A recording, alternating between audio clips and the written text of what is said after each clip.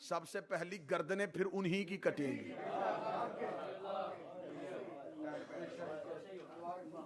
जाओ चले जाना कुंभ में, सबसे बड़ा शिया हौजा वहां पे मौजूद है, वहां जाके पूछ लेना, कहते कुंभ की नहर खून से भरी होगी।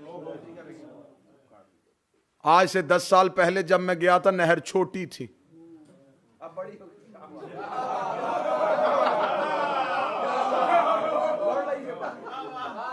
हो गई।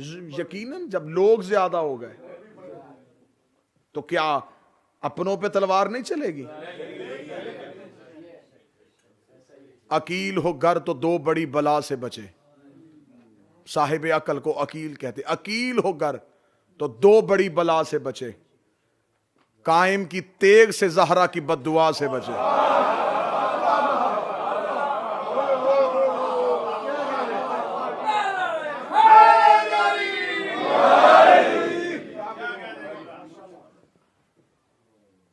ये दो चीजें कहर हैं। जहर दी गई थी पैगंबर को। मैं सुन्नी किताबों से साबित करने को तैयार हूं। सही मुस्लिम में लिखा है, मिशकात में लिखा है, मुकदमा इब्ने खल्दून में लिखा है, जलालुद्दीन सयूती ने लिखा है। बार बार नबी को दवाई पिलाने की कोशिश की जा रही थी और नबी इनकार कर रहे थे। यह हदीस लिखी है किताबों में। जिस चीज में शिफा थी नबी ने इनकार क्यों किया?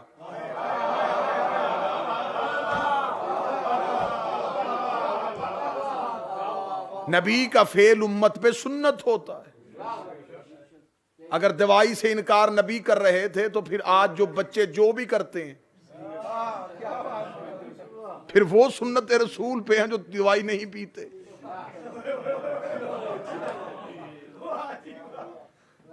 दवाई नहीं पिलाई जा रही थी, नबी को जहर दिया जा रहा था। किताबों में लिखा, सुन्नी किताबों में लिखा है कि नबी के जनाजे के बाद, नबी की तदफीन के बाद यूनान से एक तबीब आया था। उसने कहा कहां है तुम्हारा पैगंबर? नबी के साथियों ने कहा रेहलत हो गई उनकी। तो उसने कहा मैं हकीम हूं, उन्हें देखने आया था, मुझे पता चला उन्हें हज़ियान है। अब बात मैंने आपको इसलिए बताई है, इतनी साजिश थी, इतना बड़ा मंसूबा था, इतनी बड़ी प्लानिंग थी कि नबी के हज़ियान की खबर यूनान तक पहुंचा दी, गदीर की खबर मदीने से बाहर नहीं निकलने दी। नबी को तो हज़ियान था, माज़अल्लाह सुम्मा माज़अल्लाह। जहर दी गई थी पैगंबर को, एक औरत के हाथों से पिलवाई गई थी। शहीद हुआ है हमारा नबी, कातिल छुप गया। अली को जरब लगी, जो मारने आया था वो किराए का कातिल था। जिसने तलवार दी, जिसने लालच दिया, वो तारीख में छुप गया। हसन को जहर दी गई, इल्जाम सिर्फ जोधा पे लगा। जो लालच पीछे दिया गया था, जहां से दिया गया था, वो कातिल छुप गया। अगर सज्जाद करबला से ना उठता, मैं तो मकसद क़यामत सैयदुल साजिदीन पढ़ रहा हूं। कत्ले हुसैन भी बिल्कुल उसी तरह छुप जाता जैसे कत्ले रसूल छुपा था, क्योंकि रसूल का कत्ल तो मदीने में हुआ था, अली का कत्ल कूफे में हुआ था, हसन को जहर मदीने में दी गई थी, हुसैन तो मारे भी सहरा में जा रहे थे। ये तो कत्ल छुप जाता, कह दिया जाता कि हुसैन जा रहे थे कूफे, कोई आगे से डाकू आ गए थे, हुसैन के लश्कर के साथ मुकाबला हो गया, हुसैन मारे गए। सज्जाद का जिंदा रहना,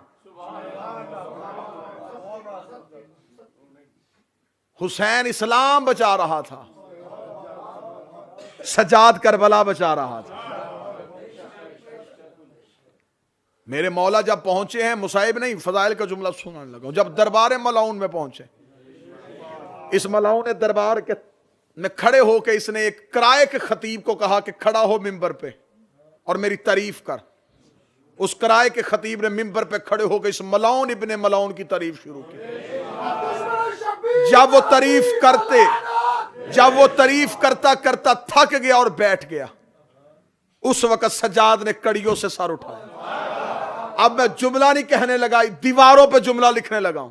जब कायम का ज़हूर हो तो तुम्हारे जहनों पे जुमला हो, और मेरा बारवां शायद इसी जुमले की वजह से इस नौकर की बख्शिश कर दे। सज्जाद ने कड़ियों से सर उठाया। सज्जाद ने उठा के कहा, अगर उतर गया है तेरे किराए का खतीब तो क्या मैं इस लकड़ी के ढेर पे खड़ा हो जाऊं? सज्जाद ने मिंबर नहीं कहा, मौला ने फरमाया मैं लकड़ियों के इस ढेर पे खड़ा हो जाऊं। लकड़ियों के ढेर पे सज्जाद ने जुमला कह के साबित किया है, जिस मिंबर से हुसैन की दुश्मनी की बू आए वो मिंबर नहीं होता, लकड़ियों का ढेर होता।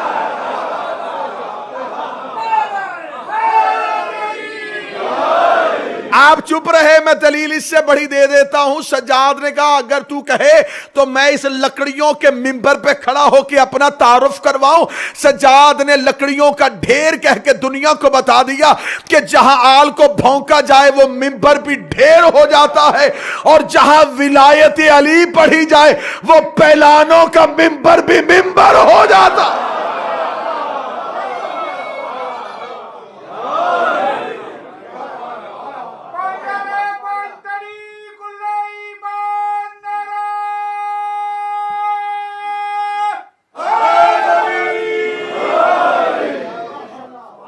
सज्जाद उस लकड़ियों के ढेर पे खड़े हुए, जिसे मेरा बादशाह ढेर कहे मैं मिंबर कैसे कह दूं।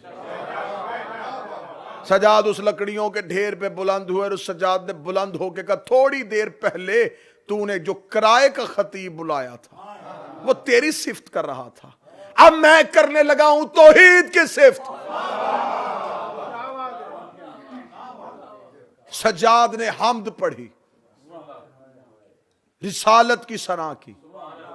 सना करने के बाद सज्जाद ने कहा तू क्या समझता है, कड़ियां पहना के तू हमारे ऊपर मुख्तार हो गया, तू साहिब इख्तियार बन गया, तू क्या समझता तूने मुझे कैद किया हुआ है। यह कह के सज्जाद ने कड़ियों को देखा, कड़ियां मोम बन के सज्जाद के कदमों में गिर गई। दरबारी उठ के खड़े हो गए, मुझे नहीं अब दाद चाहिए, मुझे दिल से अब दुआ चाहिए, मैं सैयद सज्जाद पढ़ रहा हूं। जब दरबारी उठ के खड़े हुए उसने कहा देख यजीद कैदी मौजज़ा दिखा रहा है।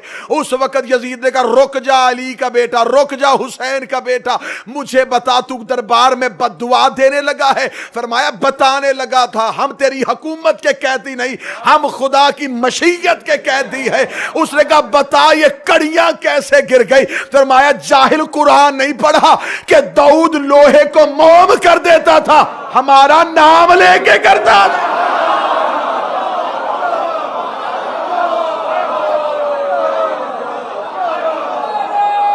हमारा नाम लेके,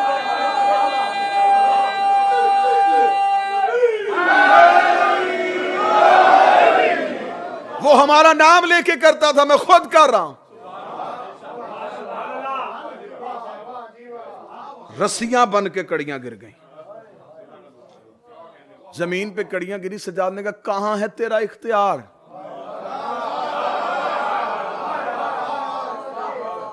कहां है तेरा इख्तियार, तूने अपनी मर्जी से पहनाई थी, तू क्या समझता था हमारे ऊपर इख्तियार है। सज्जाद ने कहा बैठ इसी तख्त पे, अब ये मैं सज्जाद तुझे बताऊं मेरा इख्तियार क्या है। इसके जिस्म पे लर्जा आया, इसने कहा अली का बेटा लड़ने लगा है। सज्जाद ने उसी लकड़ियों के ढेर पे खड़े होकर तुझे अपना इख्तियार दिखाऊं, बोल के दिखा।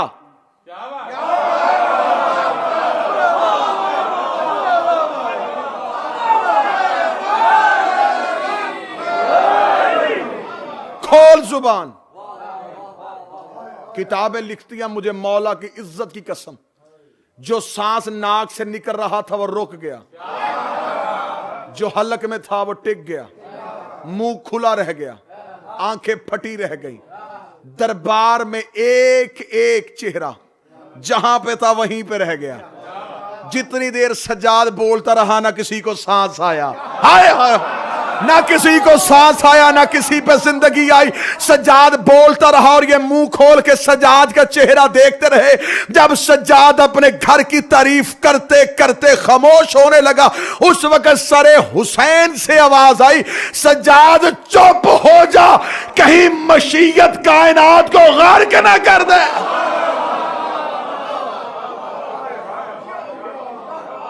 सैयदुल साजिदीन की आवाज आई, हम तेरी हुकूमत के मोहताज नहीं, हम मशीयत के ताबे। हमने ये कड़ियां तेरी कैद की नहीं, तौहीद की मोहब्बत की पहनी। हम कड़ी पहनते हैं सज्जाद के इश्क में, सज्जाद ने पहनी थी तौहीद के इश्क में।